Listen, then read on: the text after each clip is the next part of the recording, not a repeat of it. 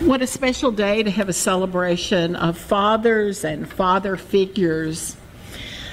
A few years ago, I sort of went on a rant.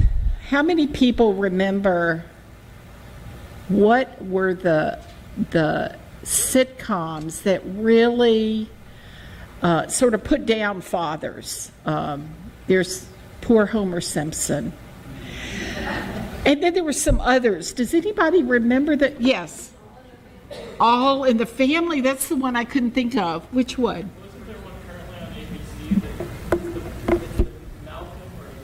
on ABC? Malcolm in the Middle. Having a hard time? Or, yeah. Jan.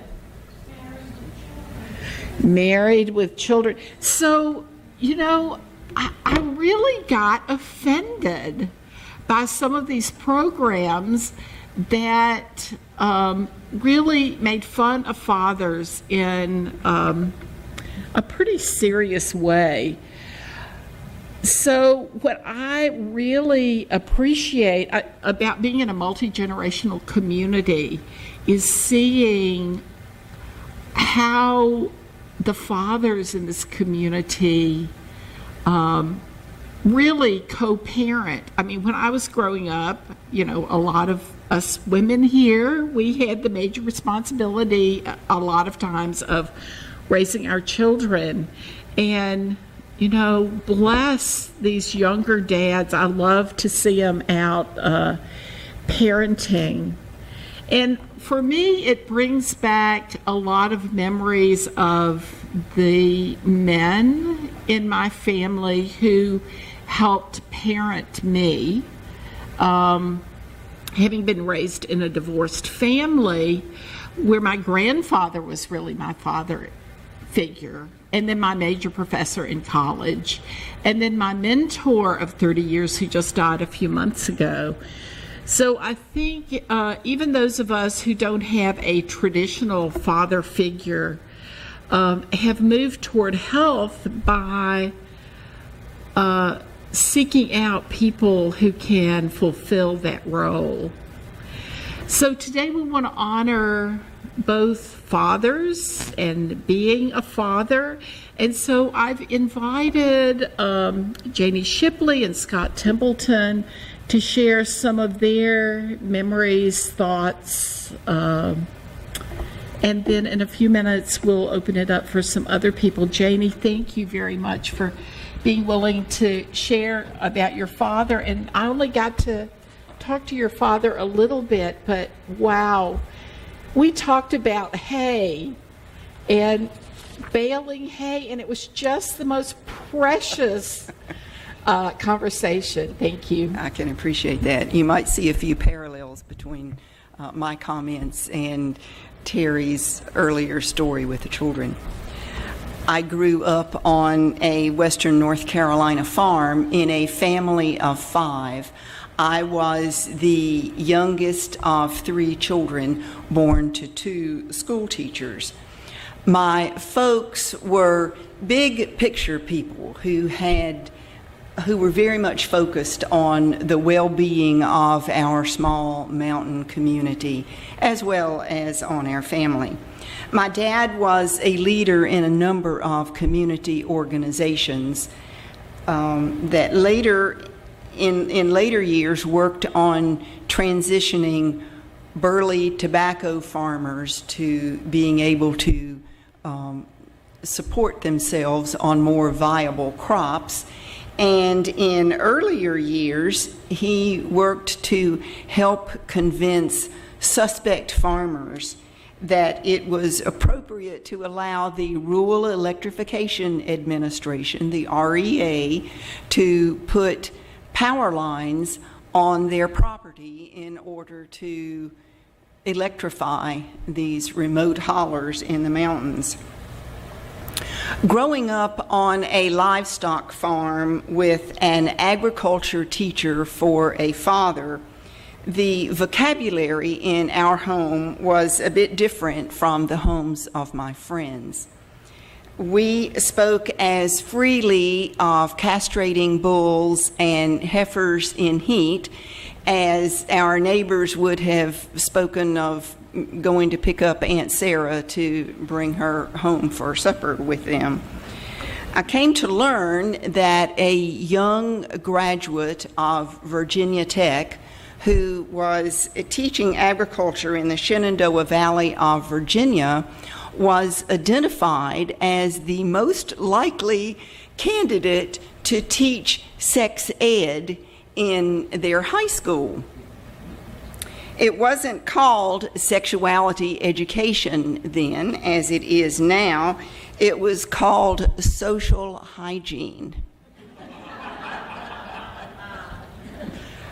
So I think about 50 years later, my dad thought it was fitting that his daughter would become the director of the Anderson-Oconee Council on Teen Pregnancy Prevention. In that capacity, I was often invited to come into schools and assist school teachers, especially coaches, who were responsible for teaching sex ed to their students. One particular teacher absolutely could not use the words penis and vagina with his students, and so they called on me then to come in. It's a little bit hard to teach a curriculum of this nature without some basic vocabulary. My dad believed very much in travel and the value of exposing his students to other parts of the country and the world, many of whom had never been outside of our small, rural, mountain county.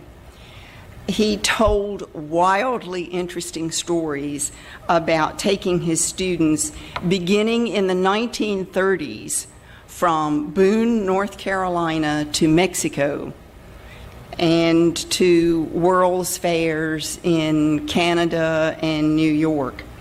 As a kid, we frequently hosted agricultural groups from other countries who were coming to the U.S. to study farming practices here, and we hosted many exchange students from Europe and South America who came to live in our family on a program called the International 4-H Youth Exchange. My folks encouraged me to participate in this program, so as a 22-year-old freshman straight out of college, I went to India, where I lived for many months with 10 village families in India, in a life-changing experience for a naive little kid that was straight off the farm out of the mountains. I wasn't surprised when my folks decided a few years ago that they wanted to go to Ireland. Virginia Tech was sponsoring an agricultural tour for alumni, but my folks decided that they were, by this point, just simply moving too slowly to be able to keep up with this tour group.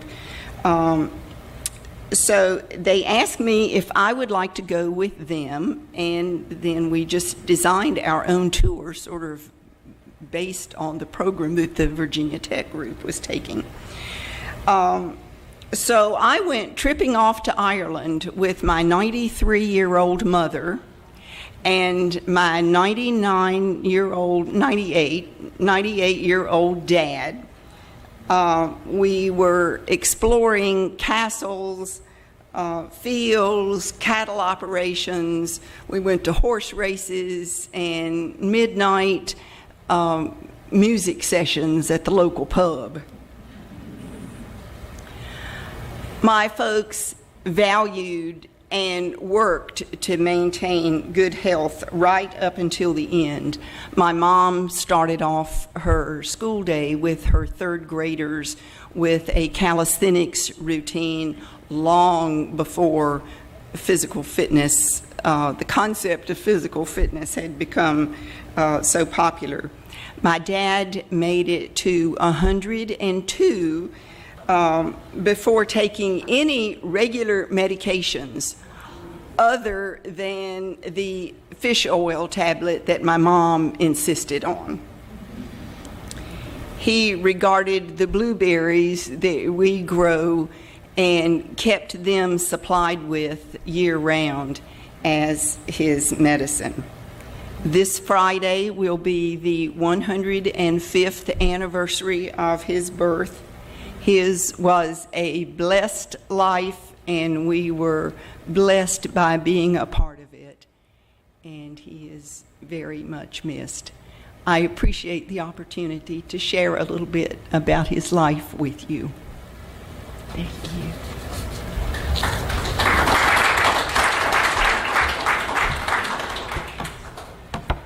I want to be like him when I grow up. Yeah. And Scott is going to come to share maybe a little bit about his dad, maybe about being a dad, maybe about being a granddad, or all of the above. Okay. Thank you. Thank you.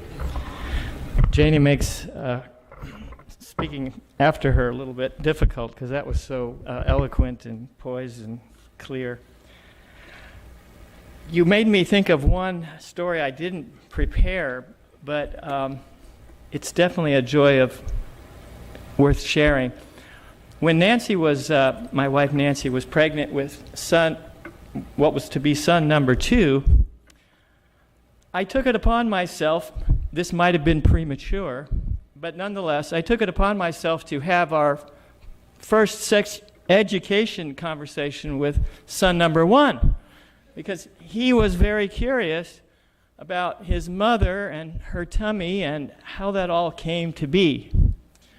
I probably erred on the side of too much detail, which is my tendency. TMI that phrase wasn't around then yet, but it was probably TMI. And Mikael, eldest son's reaction, he started putting things together. And he said, "You and Mom?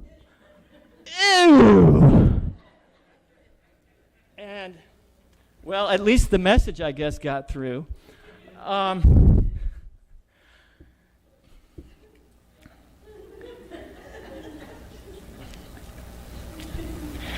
When Nancy was pregnant for the first time with who was to become Mikael, I decided I needed to be a better person and to set an example for my son to be. I think we knew by then he was a he. So one of the things I started to do was to recycle. There's going to be some irony here. For me, recycling was a chore at first, but then it became a habit, almost a passion. I'd say it's a passion. And Nancy also became an avid recycler. We even recycle our kitchen scraps and green waste for the yard. We've been doing it for the past 30 years. We both enjoy taking care of our lawn and garden. Mikael actually worked 2 summers for Janie Shipley, and on his resume wrote down Shipley Farms as the employer. Why am I bringing this up? I'm bringing this up because if you were to ask either son now about recycling or gardening or outdoor work, neither is very interested. So in that regard, maybe I didn't succeed. Although Mikael, eldest son, likes to preach to me about the dangers of global warming and climate change. But really, we just can't get him to recycle. There you go. When Mikael was born, which was between my first and second year in graduate school, I remember holding him in my arms. I was ecstatic. And I remember having a feeling that I could kill somebody. And I had never had this feeling before, but I felt like I could kill somebody if this person was trying to harm my son. That's just, and I don't know, maybe that's the way the good Lord made us, to have that instinct, but I felt it. It was like, whoa, that's kind of a new feeling. Then when I was driving back to the hospital or going home from the hospital, but Nancy wasn't with me and Mikael wasn't yet with me. They were still in the hospital. I kind of spontaneously started singing. This is going to be hard to admit in a UU audience, but I will. I've got to come out of the closet on this one. I started singing the doxology, which if you don't know, I learned the Protestant version of the doxology, but it starts out, "Praise God from whom all blessings flow." And seriously, I just started singing it, and it was like, oh, wow, I guess I'm really, really happy. And I was. We raised both Zachary and Mikael, we baptized them as Christians. We made an effort to have both a priest in honor of Nancy's tradition and a Presbyterian minister in honor of my tradition present. And I'm going to tell you how all this ends up. Mikael, we regularly attended a liberal, what I'll call liberal Presbyterian church for his grade school years. Then we moved to Clemson, and I had to come out of the religious closet and realize I couldn't stand up and profess the Presbyterian doctrine any longer, so we joined the UU Fellowship. And so Zachary was raised here, and Mikael also participated here. Now, Mikael and his wife, when they do go to church, go to a Unitarian Universalist Fellowship in Durham. And Zachary basically says he doesn't believe in God, or on occasion he says he's agnostic. And so sometimes I think, maybe I should have raised Zachary in some kind of doctrinaire religious institution so that he could reject that rather than maybe, the UU organization. But anyway, who knows how that's going to end up. I used to put Zachary and Mikael to bed with a prayer. The old, "Now I lay you down to sleep, I pray the Lord your soul to keep." That was actually something that I remembered from my father which was rare, but when he took the time to put us to bed, I always just felt so loved and safe, and I wanted my sons to feel that same thing. I think my 5 minutes may have run out, but maybe I'll skip forward to two last things. My eldest son, Mikael, got married, and they were expecting their first, Demir. And he was concerned when he shared this information with me that I didn't get excited enough. In fact, he was hurt that I didn't seem excited enough. And I told Nancy, "Gosh, maybe there's something wrong with me, hon. He told some friends of ours, and our friends were jumping up and down. And he told me, and I'm like, oh my God, what's happening here? That was kind of my feeling, like overwhelming, concerned, what's going on? And, you can attribute a certain selfishness to that, because I was thinking, oh man, the clock's really ticking. I'm going to become a grandfather. Holy cow, I'm running out of time. But the good news here is that once Demir was born and I held him in my arms, I've become quite the Demir lover, or lovey, or what, I don't know what you call it, but no problem there. And so he's a blessing in our lives, and I see my son, Mikael, loving him and delighting in him, maybe even more than I can remember loving and delighting in him. So I think, wow, that's really great. Pat Zungali, who is not here, once commented, she said, Scott, as a parent, you either pay now or pay later. And I thought, yeah, that's pretty true. And I would only, being an academic and wanting to be more precise, I would only revise that by saying, you pay now or you pay more later. And so I think maybe Nancy and I paid enough. I can't tell you exactly, what exactly we paid or how we paid it, but I think we're both quite happy that our sons have become the men they have. And maybe that's all I can ask for on a Father's Day. Thank you. Thank you. clearly we have lots of wonderful memories of ways in which our fathers and father figures helped give birth to desires and passions in our own lives. So I hope that we'll continue sharing during social time, and in a spirit of all that our fathers and father figures have brought to us, I invite us to share the litany that's printed in our order of service.